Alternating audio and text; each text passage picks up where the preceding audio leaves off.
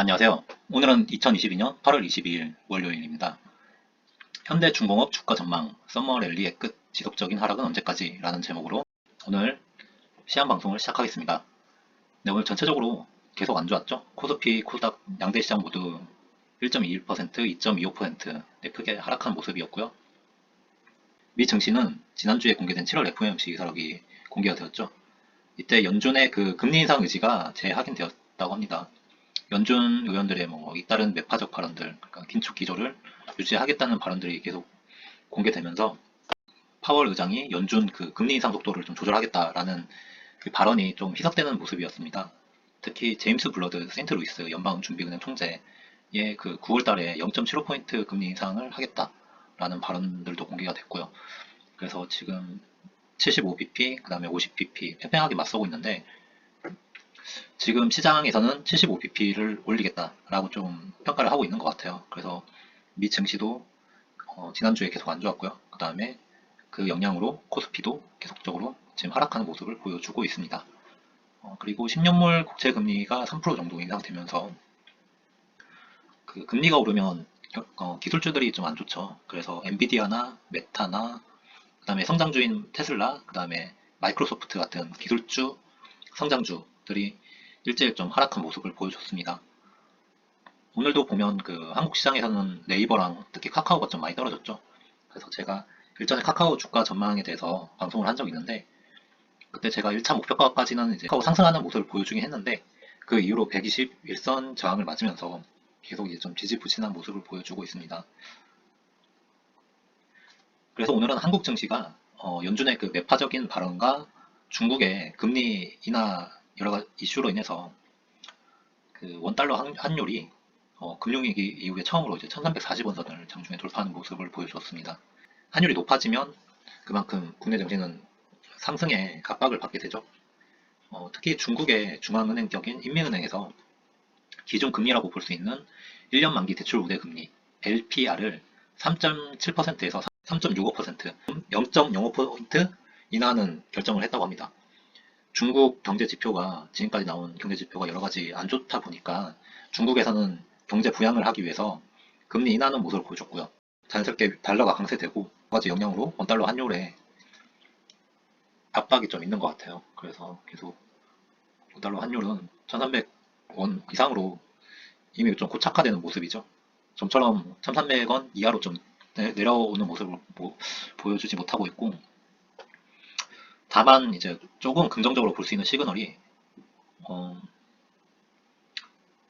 환율 부담에도 불구하고 외국인의 수급 이탈이 좀 제한적이었습니다. 그래서 코스피에서는 외국인이 1168억 원, 그 다음에 개인이 1314억 원 순매수 포지션을 유지했죠. 그래서 오늘은 기관이 2378억 원 순매도 포지션을 가져감으로써 코스피 하락을 좀 주도했고요. 코스닥 시장도 마찬가지입니다. 개인과 외국인이 각각 1504억 원, 그 다음에 426억 원 순매수 포지션, 반면에 기관이 1853억 원 순매도 포지션. 기관이 빠짐에 있어서 그 외국인이 따라가지 않고 환율이 굉장히 높음에도 불구하고 외국 자본이 지금 빠지지 않는 모습을 계속 보여주고 있죠.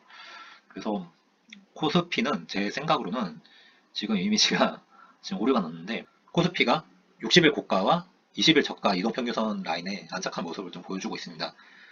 지금 20일 저가 라인이 60일선을 돌파를 하면서 당분간은 큰 하락도 없이 조금 지지부진한 행보를 좀 이어가야지 않을까라고 좀 보여지고 있고요. 이번 주 증시 이벤트들이 좀 내일부터 하나씩 있죠. 23일, 그 다음에 24일에는 엔비디아 실적 발표가 있고, 25일이 좀 중요하죠. 잭슨홀 심포지엄이 있고, 여기에 파월이라든지 주요 인사들의 발언이 있을 예정이고요. 그 관련해서 이제 시장이 어떻게 움직이는지 좀 기다리고 있는 모습이죠. 그래서 외국인들이 좀 빠지지 않았다는 거는 당분간은 큰 하락은 좀 없을 것 같다. 다만 아직까지는 큰 상승의 모멘텀은 좀 부재한 모습이다. 그래서 코스피는 지금 어떻게 보면 좀 많이 올랐죠. 네, 단기 반등을 좀 보여줬고 생각보다는 크게 오르진 못했지만 그래도 지금 7, 8월에 걸쳐서 쭉 상승하는 모습을 보여줬기 때문에 조금 쉬어가는 모습을 보여주고 있습니다. 그래서 지금은 종목별로 좀 적극적으로 대응을 좀 해보자 라는 제 생각이고요. 그래서 오늘은 다시 찾아온 미 금리 인상 공포, 중국 혼자 상승했다. 네, 중국 놈들만 금리 인하를 함으로써 좀 잘 가고 있죠. 한유 급등, 코스피가 1%대 하락, 코스닥은 정말 간만에 800대를 봤지만 다시 또 붕괴를 했죠. 그래서 오늘은 한율 이슈가 좀 컸다. 반면에 외국인 자본이 빠지지 않았다. 그래서 긍정적인 시그널, 그 다음에 조금 부정적인 시그널이 좀 혼재된 오늘의 모습이었다. 정리를 할 수 있을 것 같아요. 네, 넘어가겠습니다. 네, 현대중공업 주가 전망에 대해서 조금 얘기를 좀 해보겠습니다. 현대중공업은 오늘 약보합 마감했죠. 그래서 14만 8천원으로 오늘 약보합 마감했는데요. 일본 차트를 보시면 13만 9천원대 라인에서 지금 계속 행보를 이어가고 있는 모습인데요. 그래서 8월 1일자에 그 메리츠 증권에서 현대중공업에 대한 리포트를 낸 적이 있습니다. 그래서 그 내용을 조금 정리해서 가져와 봤는데요. 현대중공업은 매출액 2조 1660억 원, 영업이익 마이너스 1083억 원을 기록했다. 네, 2분기 실적이죠. 네, 2분기 실적이 영업이익이 좀 안 좋았죠. 근데 이 2분기 실적은 울산 공장 사고에 따른 일회성 매출 미실현, 그 다음에 강제가에 대한 보수적인 예정 원가 산정이 2분기 실적 미스의 이유다. 업사이클로의 방향성에는 문제없다고 판단이 된다. 상승 모멘텀은 충분히 남아있다. 라고 좀 판단을 하고 있는 것 같아요. 그래서 3분기부터는 조선 부문 BEP, 손익분기점이죠. BEP 달성 기대감이 형성되고 있다. 태조 이방원이라고 해서 태조의 그 조선업에 대한 장밋빛 전망이 계속 이어지고 있는 상황이죠. 그래서 2023년 하반기에는 수익성 턴어라운드를 앞두고 모멘텀을 자극하기에 충분한 시그널이 보여지고 있다. 그래서 2024년 임플라이드 PBR, 잠재적인 이제 주가 2.1배를 적용해서 적정 주가를 16만원으로 상향한다 라는 리포트를 낸 적이 있습니다. 그래서 주가라는 게 저번에도 말씀드렸듯이 기대감으로 항상 움직이는 거기 때문에 호재가 있으면 그 기대감으로 오르고, 호재가 실현되고 재료가 소멸되고 하락하고, 악재가 있으면 미리 선반영해서 또 하락했다가 다시 또 지금 안 좋아도 또 좋아질 거라는 기대감을 또 오르고, 이런 그 주가 흐름이 반복이 되고 있죠. 그래서 지금 현대중공업의 같은 경우에는 7월 이때 큰 하락을 보일 때 2분기에 대한 그 실적에 대한 것들이 좀 반영이 됐던 것 같아요. 그래서 반영이 됐고, 그 다음에 지금 상승을 이끈 거는 코스피 랠리가 이어지면서 같이 상승을 하게 했는데, 조선업에 대한 그 기대감들이 꾸준하게 이제 쌓이면서 현대미포 조선에 비하면 크게 큰 폭의 상승은 좀 없었죠.